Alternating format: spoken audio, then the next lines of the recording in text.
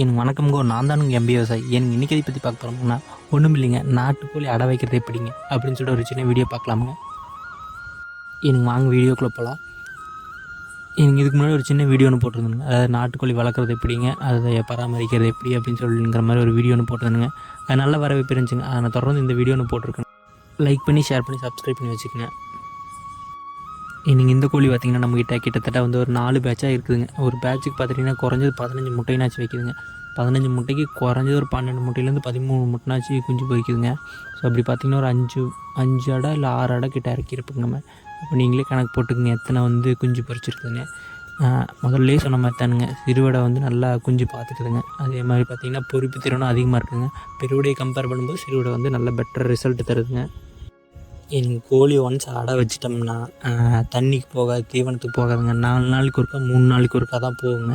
அது வரைக்கும் பார்த்துட்டிங்கன்னா அப்படியே படுத்து கிடக்குங்க. ஒன்ஸ் கோழி குஞ்சு பொரித்து வெளியே வந்ததுக்கப்புறம் அந்த கோழியோட எடை பார்த்திங்கன்னா வெறும் 3/4 கிலோ, 1 கிலோ, 1.5 கிலோ வரைக்கும் தான் இருக்குங்க. ஏன்னா எதுவுமே திங்காதுங்க, எதுவும் சத்தானது எதுவும் சாப்பிடாதுங்க.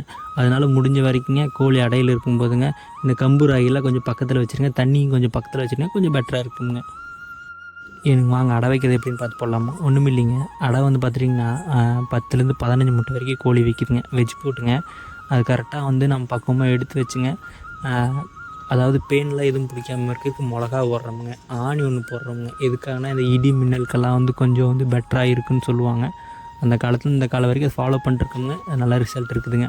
ப்ளஸ் கடுகு போடுறோங்க. கடுகு எதுக்குன்னா கடுகு போல் வந்து கோழி குஞ்சு பொரியும் அப்படிங்கிற மாதிரி சொல்லியிருக்காங்க. அதுக்காக கடுகு போட்டிருக்கோமுங்க. மேக்ஸிமம் கோழி அடை வைக்கிறவங்க பார்த்திங்கன்னா செவ்வாய்க்கிழமை, சனிக்கிழமை, ஞாயிற்றுக்கிழமை அந்த கிழமைகளில் வைப்பாங்க. ஏன்னு சொல்லுவாங்களா? அதாவது வந்துங்க அந்த டைமில் போட்டால் தான் வந்து கோழி வந்து சாவு குஞ்சாக பொரிக்குங்களாமா அப்படிங்கிற ஒரு மித்து இருக்குங்க. அது உண்மையாக பொய்யான்னு தெரியலிங்க. இருந்தாலும் வந்து அப்படின்னு சொல்கிறாங்க. எனக்கு கோழி முட்டை வைக்கும்போது கொஞ்சம் சத்தானது கொடுக்கலாமுங்க. அதாவது கம்பு ராயிங்க, அது போக கோழி முட்டை இருந்தால் வெள்ளை கோழி முட்டை இருந்தால் ஒன்று உடச்சி கொடுக்கலாமுங்க. இதெல்லாம் வந்து கோழி முட்டை வைக்கிற போதுங்க நல்லா ஆரோக்கியம் முட்டை வைக்குங்க. அதே மாதிரி பார்த்திங்கன்னா கருவும் நல்லா கூடுமுங்க. எனக்கு இந்த வீடியோ உங்களுக்கு யூஸ்ஃபுல்லாக இருந்துச்சுன்னா, பிடிச்சிருந்துச்சுன்னா மறக்காமல் லைக் பண்ணுங்கள், ஷேர் பண்ணுங்கள், கமெண்ட் பண்ணிட்டு போயிருங்க. நன்றி, வணக்கம்ங்கோ.